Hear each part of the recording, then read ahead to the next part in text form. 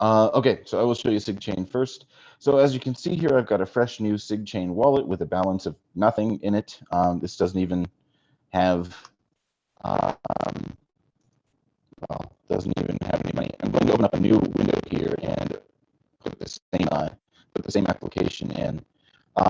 So both of these are going to be running in JavaScript, and I've written the proof of concept in JavaScript for a couple of reasons. One is that JavaScript is a very portable language, and once you have it in JavaScript, that means it'll work on laptops, it'll work on Windows, Mac, Linux, smartphones, and any other device you might have.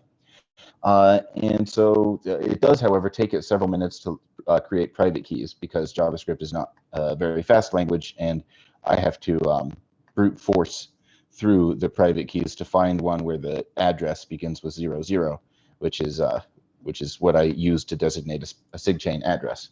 So if I'm already going way too far into the weeds on this thing, but let me show you how this works. So the first thing you would do in this wallet is issue a token.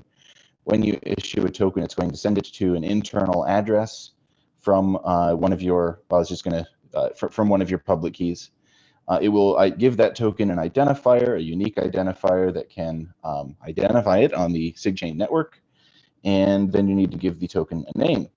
So I'm going to pretend to issue tethers on here, and of course the real tether would have would say, like, if tether, the actual Tether Corporation wanted to issue tokens on this, they would create a token ID and say like something like only the following public keys are allowed to issue, real tethers, and any other ones you see issued by anyone else are not real tethers.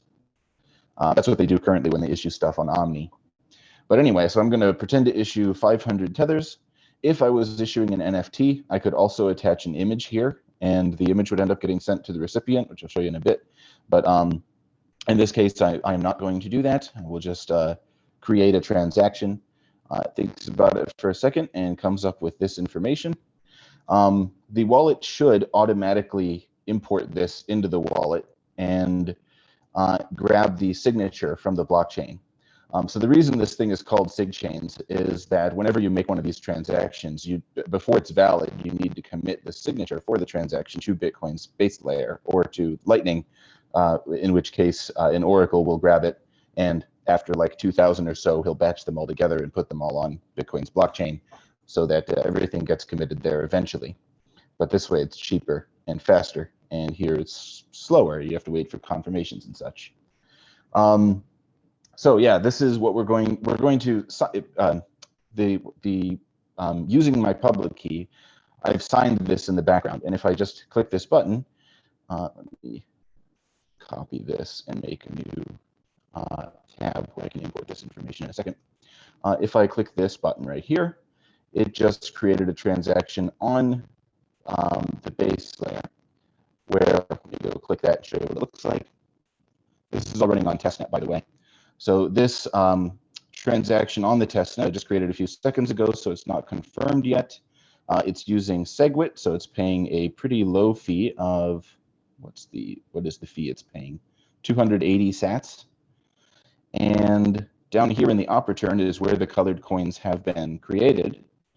If I click details, we can actually see all of this op return data, which contains information about the tokens being created. Importantly, it contains a signature.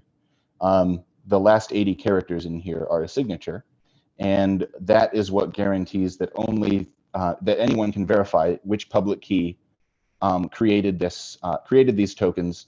And there's also a hash in here, so you can tell if you have the data of the transaction, you can verify that this public key committed to this transaction on the blockchain, and you can prove that to anyone.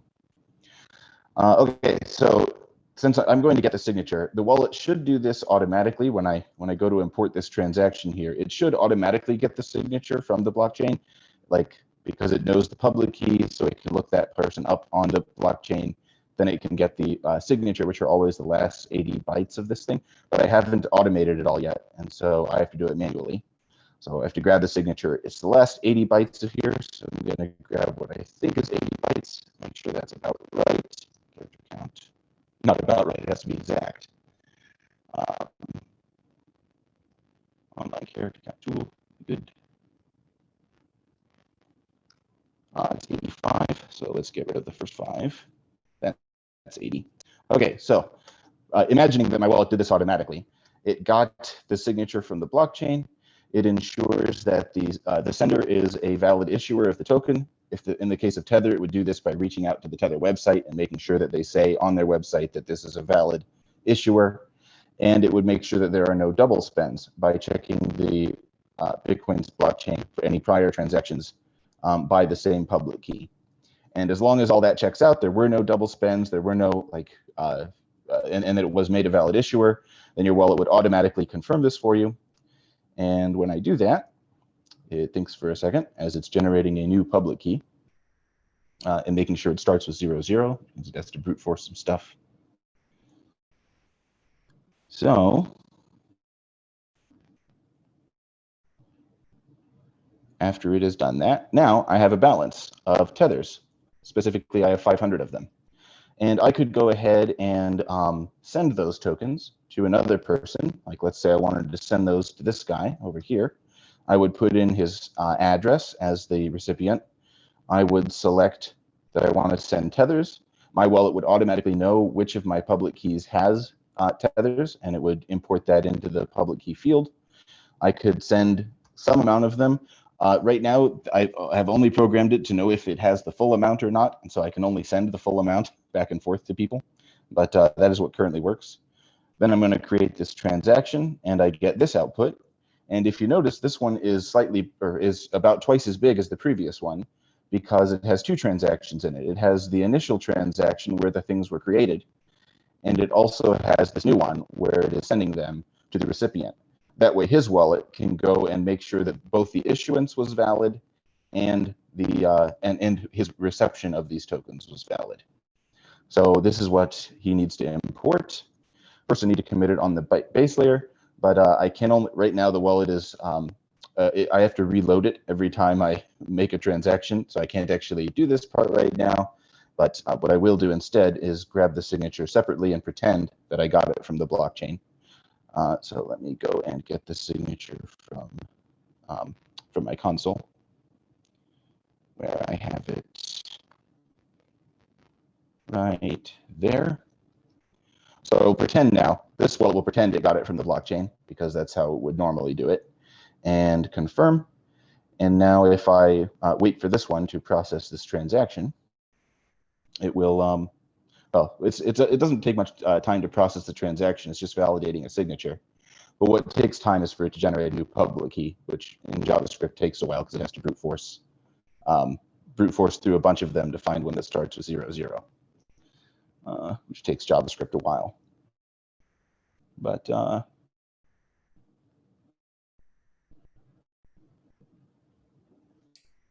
in the real world, this would be running on like a sidechain, so much faster. Well, it's not. That's not what the problem is. What takes forever is brute forcing a public key that starts with 00. It's not that it would be running on a sidechain. It'd be much faster because it wouldn't be a proof of concept that's running in JavaScript. It would be a real wallet written in a programming language that can do this stuff. Anyway, so now this guy has the balance of 500. If I refresh on him, he no longer has. He has 0 now because he sent them all over to this guy. And this guy is able to prove that he has those 500 because there is a signature from, or in the real world, there would be a signature from this guy on the blockchain, which he can then show, hey, here is the signature and here's the text of the transaction proving that I have the 500 and he no longer does. In fact, anyone else who if this guy tried to send, like if he tried to double spend and create another transaction doing that, any recipient wallet could look at the blockchain and say, hey, we already see that you signed a transaction previously sending these coins to someone else. And they would be able to check that on the blockchain. They wouldn't be able to see the amount or the recipient, but they would know that his public key no longer has the full amount of coins. And so they would have to reject that transaction and say, nope, only the latest recipient of the coins can send them. So yeah, that is how Sigchain works. And this proof of concept is complete. You can stop the recording for this portion of the thing. Maybe we could Yeah, Yeah, just but let it run, do and you can questions and edit it. answers first. Yeah. Okay. A question. So, um, this is meant to be create. So, and I'm assuming we would have like a separate full node sig chain, right? That would do all this stuff on locally, right? Well, I think you're asking if there would be a side chain. Is that what you're asking? Yes. Yes. There is a side chain for, or at least there should be. I haven't implemented the side chain yet.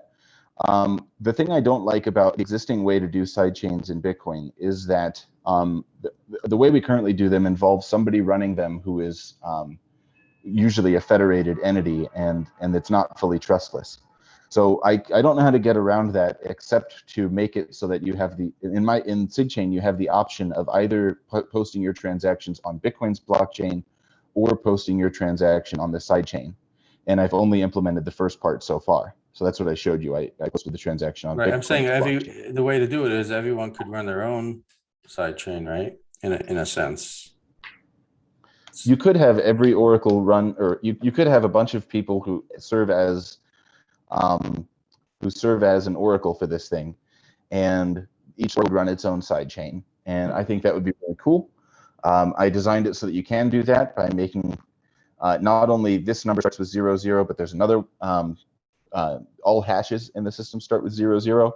And so if you wanted to have other other sidechain identifiers, you could have like theirs would start with 01, and then the next guys would start with 02 or something like that. You could go all the way up to 256 times 256. So how would you compare this million. to colored coins? Is it just like an enhancement of the idea of like a counterparty? It's kind of like the next iteration. Yes, I think this is an improvement on Counterparty for two reasons. One, if I look back at that blockchain transaction I did, right here, I get all the relevant data that you need in order to know that a transfer has taken place is put in an opportune, just like how Counterparty does it. Right. But you'll notice in Counterparty you typically have, or you always have, the recipient's address is indicated by means of an output on the blockchain, to which always 546 sets because that's the dust limit for a legacy address. And this one doesn't have that. The recipient's address is encoded inside a hash, which is over here, and then where's the hash? It starts right there. That's where the hash starts, because it starts with 00. So there's two sets of 00s in here. One of them is the sender's public key, and the other one is a hash, which starts right here.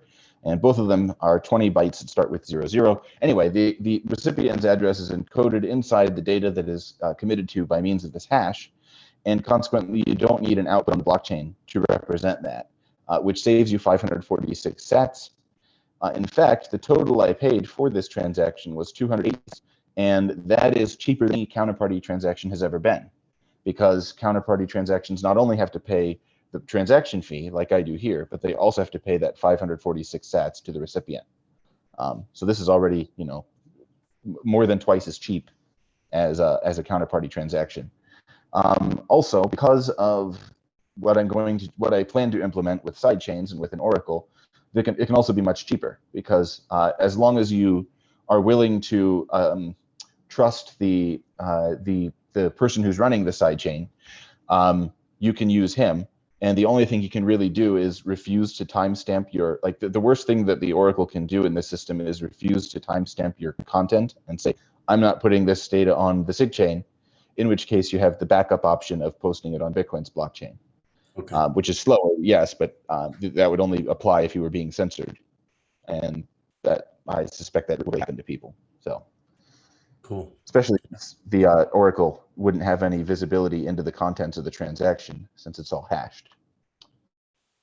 Very cool. Seems simple and straightforward. Yeah. I have a whole presentation about why I came up with this and the benefits of using client-side validation instead of instead of what Omni and Counterparty do. But I don't know if you want. It would take a while to go through those presentations, and perhaps I should save them for a different presentation. Yeah, just you could continue.